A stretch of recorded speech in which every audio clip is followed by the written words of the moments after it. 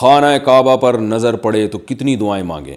خانہ کعبہ پر جب پہلی نظر پڑتی ہے تو جو دعا مانگی جاتی ہے وہ قبول ہوتی ہے. تو کیا کوئی ایک دعا مانگی جائے یا بہت ساری دعائیں مانگ سکتے ہیں؟ ام عبداللہ دیکھیں، دعائیں تو زیادہ مانگی جائیں تو اللہ خوش ہوتے ہیں. وقال ربکم ادعونی استجب لکم ان الذین یستکبرون عن عبادتی سیدخلون جہنم داخرین، کہ جو لوگ میری دعا سے، مجھے پکارنے سے تکبر سے کام لیتے ہیں وہ جہنم میں جائیں گے. تو جتنی دعا مانگ سکتے ہیں مانگیں، اس میں تکبر نہیں کرنا چاہیے. ہاں تھکاوٹ ہو، سستی ہو رہی ہے، وہ ایک الگ بات ہے. تو اور خاص طور پر بیت اللہ پر جب پہلی نظر پڑتی ہے تو دعائیں قبول ہوتی ہیں. لیکن یہ بات یاد رکھیں، لوگ اس میں بہت ہی وہمی سے ہو جاتے ہیں. وہ سر نیچے کر کے جا رہے ہوتے ہیں، جب پہلی دفعہ جب عمرہ کرنے جا رہے ہوتے ہیں نا، تو وہ سر نیچے کر کے پہلی دفعہ یا دوسری دفعہ یا تیسری دفعہ جب بھی سر نیچے کر کے جا رہے ہوتے ہیں، تاکہ جب قریب پہنچ کے ہم نظر پڑے گی نا تو اس وقت ہم دعا مانگیں گے.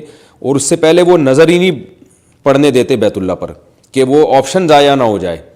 کیونکہ ابھی دور سے نظر پڑ گئی تو یہاں تو دعا مانگنی نہیں ہے، پھر آگے گئے تو وہ پہلی نظر نہیں رہے گی. تو اس تکلف کی بالکل ضرورت نہیں ہے. جب آپ نے حرم میں داخل ہوئے ہیں اور بیت اللہ پہ نظر پڑ بھی گئی تو کوئی حرج نہیں ہے، آپ قریب چلے جائیں بیت اللہ کے.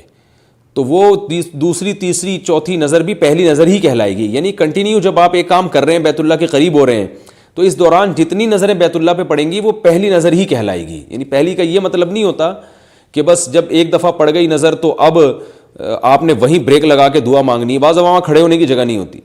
تو اس لیے آپ کی نظر پڑ بھی جائے تو کوئی بات نہیں، آپ کنٹینیو چلتے رہیں اور طواف شروع کرنے سے پہلے ہاتھ اٹھا کے دعا مانگیں تو انشاءاللہ وہ دعائیں قبول کرے گا اللہ تعالیٰ.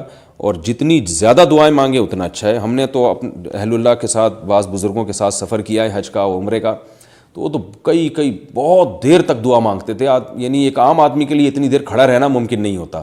تو جو دعاؤں پہ حریص ہیں وہ تو ایسا موقع ضائع نہیں ہونے دیتے.